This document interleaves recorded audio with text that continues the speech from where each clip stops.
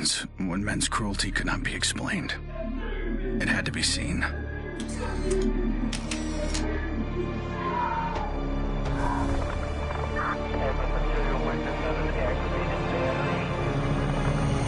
The perfect shot pierced our numbness, sent up a flare to save the next generation, and said, "This is where we've been. Don't follow." Then there was no one left to heed the warning. And the only one left to save was yourself.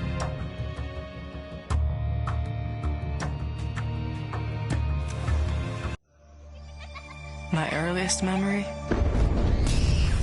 is war. It was a conflict so complex that it could never be resolved.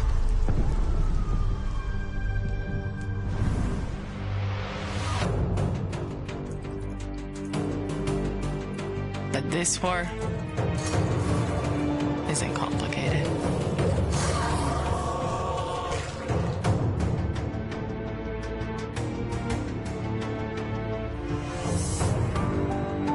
Death is still heartbreak.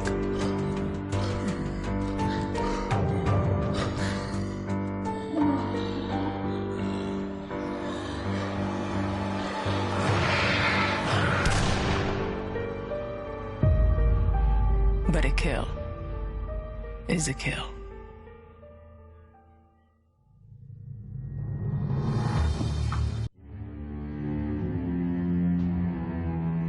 Don't play in the dirt, Ethan. Stop fighting, Ethan. Be polite, Ethan.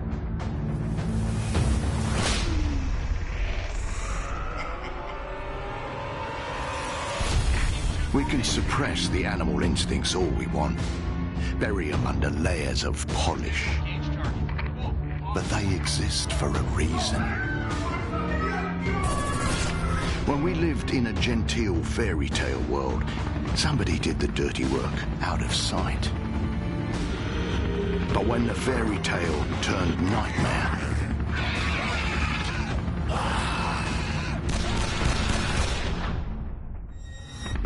those instincts were the only thing that kept us alive.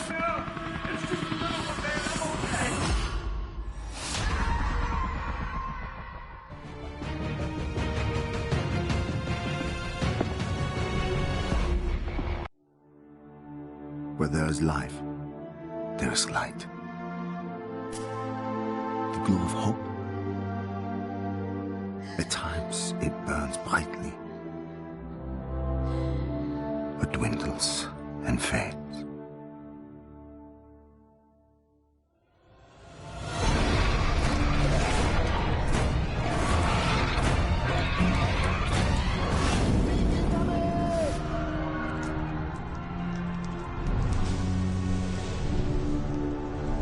But once it is lit, we must never let it die.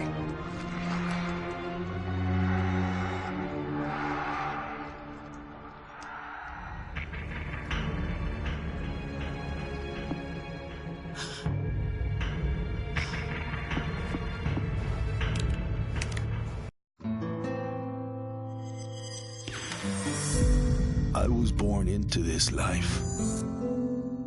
I suffered for it. And reaped the rewards. I could tell you that I didn't want it. That I tried to get out. But I got no reason to lie anymore.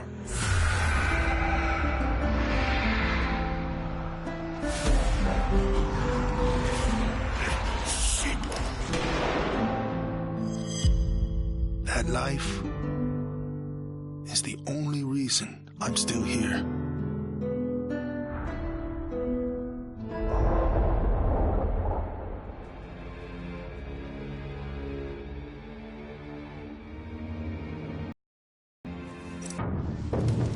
We're so small, really. Insignificant. In the grand scheme, one life means so little. You dedicate yourself to a principle. But in the end, it's out of your control.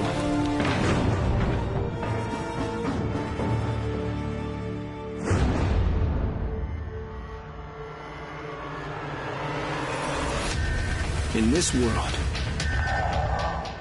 principles get you killed. You lend a hand, it gets torn off. You hesitate, you die. So you want to save someone? Save yourself.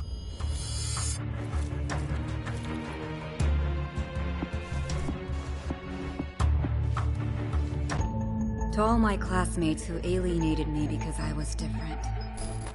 To anyone who never gave me a chance. To the people who ignored me while I hid behind zeros and ones. Thank you.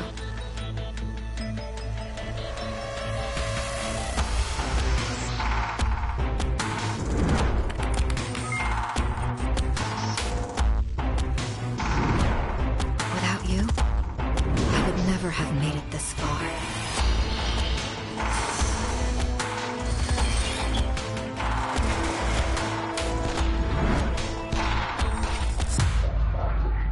I would have been weak and dependent. I would have ended up just like you.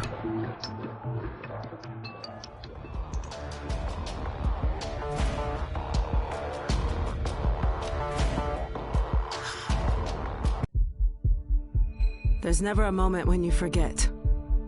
It's there when you fall asleep and when you wake up. You keep going over the things you should have done. I should have stayed home that day. I should have held on.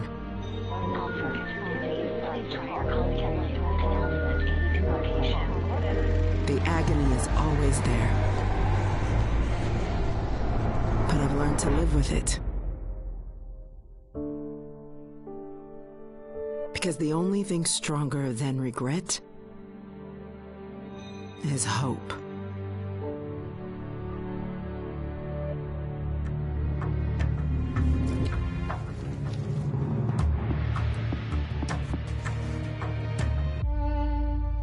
I was never afraid of Cachet the Deathless. I laughed at the fairy tale of this undead phantom. A woman of science would never fear such silliness. But what do we know?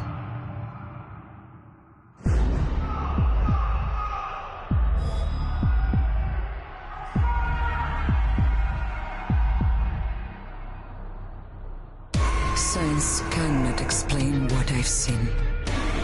And in the face of such horror, there is no logic.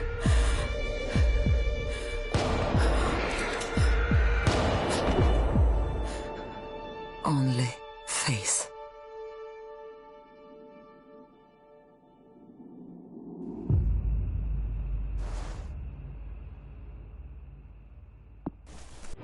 I was just a boy when the Soviet Union collapsed. The nation was divided in two. Those with power and those without. At 8 years old, I learned the price of weakness. And I vowed never to pay that price again. I became the strong man. I gathered wealth, influence, and power. But nature is indifferent to the hierarchy of men. Once more, she burned my world to ashes, leaving only bitterness and the rage I would need to survive.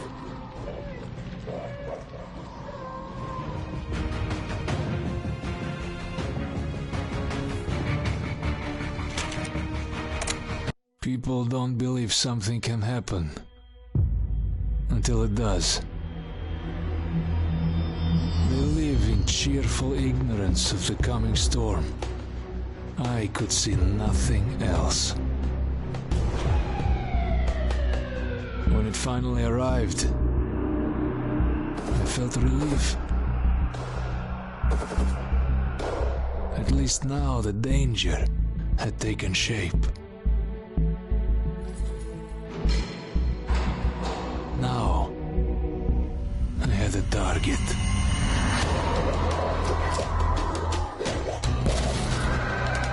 And I didn't have to fight alone.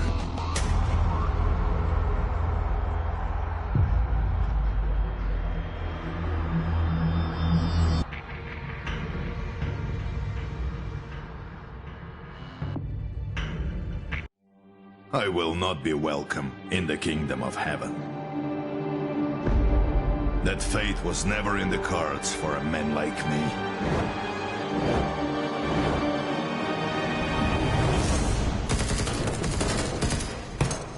The Lord had other plans.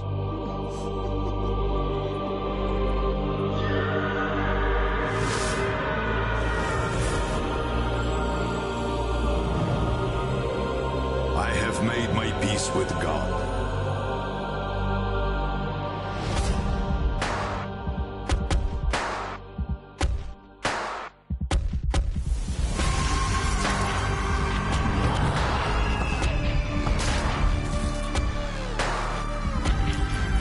He is with me in this life. And that is enough.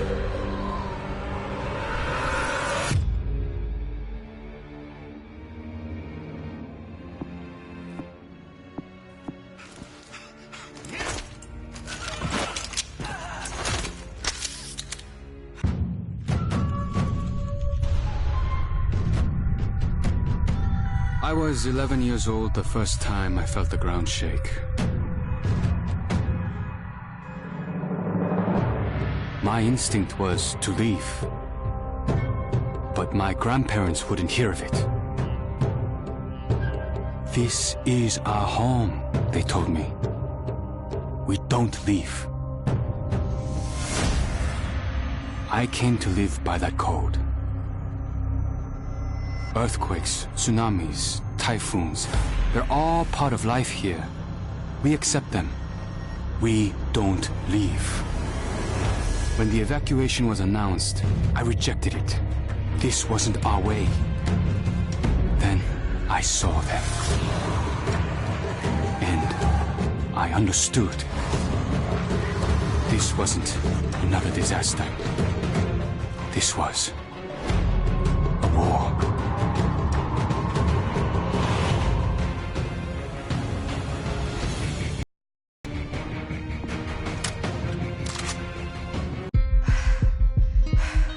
Nobody expected a 9-year-old girl from Tokyo to be fascinated by guns.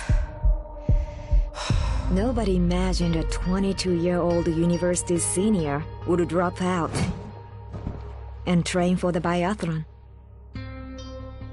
Nobody believed that the daughter of a salaryman could win Olympic gold. And nobody predicted that a necrotic plague would decimate our planet's population. But life is all about the unforeseen.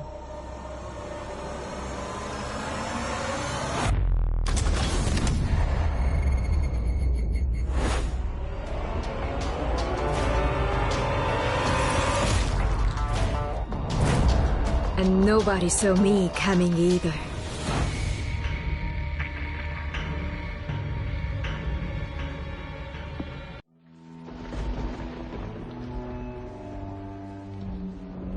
I always wanted to be a cop. Thought I could do some good. But the scum on the street kept destroying lives. While I was wrapped up in red tape.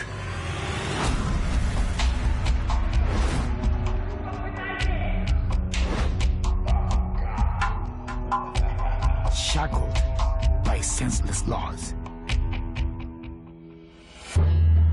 The virus stripped all that away, left us to fend for ourselves.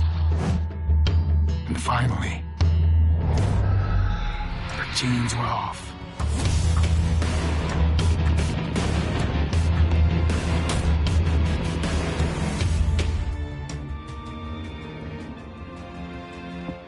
Growing up in Tokyo, you either became a salaryman, or you were a waste. If you asked around, it's safe to say I was the latter.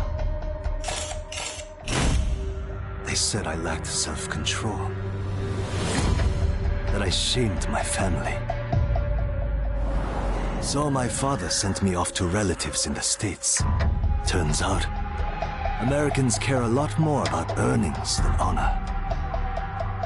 Which worked out fine. Until the Zeke showed up.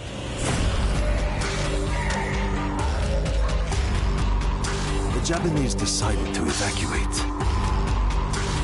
They didn't have the firepower to fight. But I had special skills. So when everyone else was leaving, I went home.